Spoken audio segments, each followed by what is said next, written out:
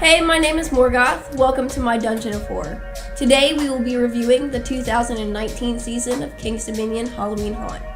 Before I even get started, let me just say this event is amazing. This year there were 7 houses accompanied by 6 scare zones and 4 shows. First up, we have Blood on the Bayou, one of my favorites at the event. This is a voodoo nightmare in the heart of a swamp where the evil that lies in wait hungers for new visitors, and Voodoo Queen dreams of times gone by when the blood of the innocent once flowed through the bayou. The set design in this place is amazing and is really on par with Halloween Horror Nights. Next up was my least favorite, Blackout. This was supposed to be a pitch black maze where they trick your senses and play with fears of the dark. However, it ended up being a bunch of empty rooms with a handful of scare actors and did not feel finished. Our next house, Condemned, though, plays with that same idea but executes it perfectly. This maze takes place in a zombie-filled hotel where all the lights are off and you must light your way with a flashlight.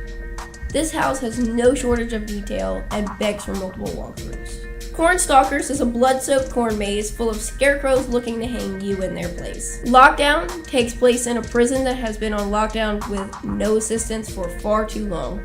Walk through the halls and cells as the crazed inmates attempt to unleash their rage. The Tollway Terror is a nice little cruise through the Blue Ridge Mountains where all kinds of evil await. And lastly, we have Trick or Treat. This one is awesome. You walk through a mix of fairy tales and supreme horror as witches cackle and wail as they cast spells upon you. The houses this year were amazing. It's a toss-up between Condemned and Blood on the Bayou for my favorites because they were so visually stunning and creative, but Blackout was definitely my least favorite. It just seemed like a waste of a house and I wish something cooler would take its place. Moving on to scare zones this year, we have the Cleaver Brothers Carnival, with a wonderful trip to the Carnival of Evil.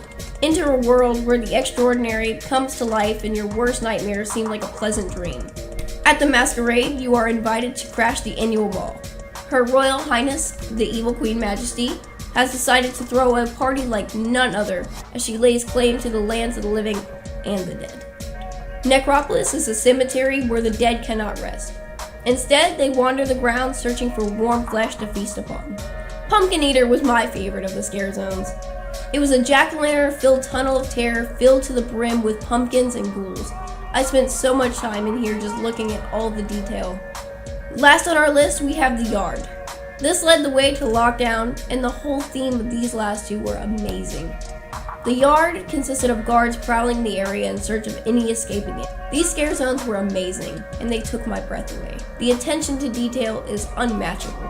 Shows this year included Blood Rain, which serves as the opening ceremony of the event, then Heads Will Roll, The Coven, and then lastly Blood Drums, which was a cool show full of intense fire juggling and drumming.